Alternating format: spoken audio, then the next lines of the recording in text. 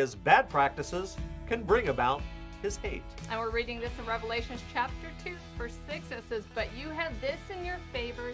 You hate the practices of Nicolaitans, which I also hate."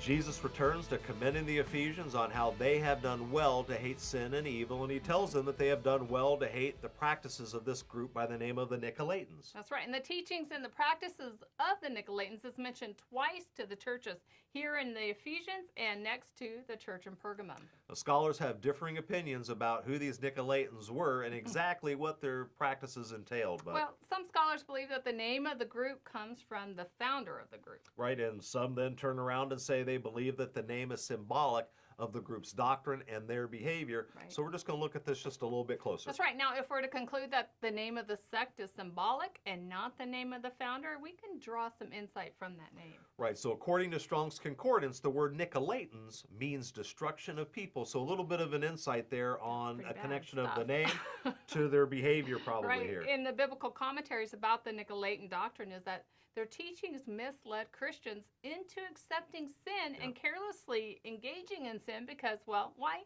They had the liberty in Christ, and guys, we still see that doctrine today. That's right. The Nicolaitans misled Christians apparently into sexual immorality and the eating of food sacrificed to idols. That's right. And here's how the Apostle Paul addressed this topic with the Corinthians in 1 Corinthians 10, verse 20. He said, "No, but the sacrifices of pagans are offered to demons, not to God, and I do not want you to participate with demons."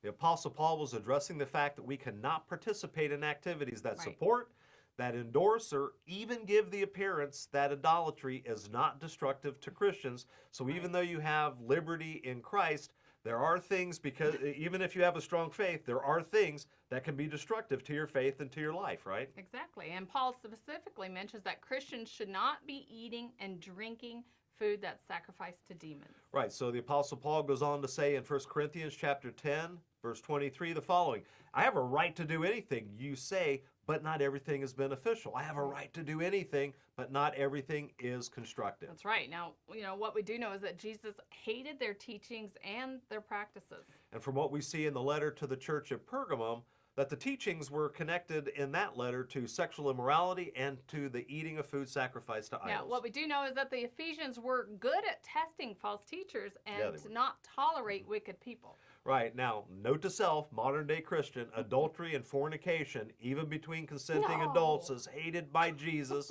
and it's not an act of your Christian liberty. No, it's So not. those kind of things have not changed, and Jesus hates them. And that's actually what was going on when it talks about sexual immorality in the practices of the Nicolaitans. Thank you for joining Les and Tracy King for A Word on the Word.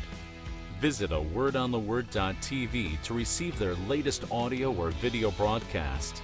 A Word on the Word is sponsored by First Century Ministry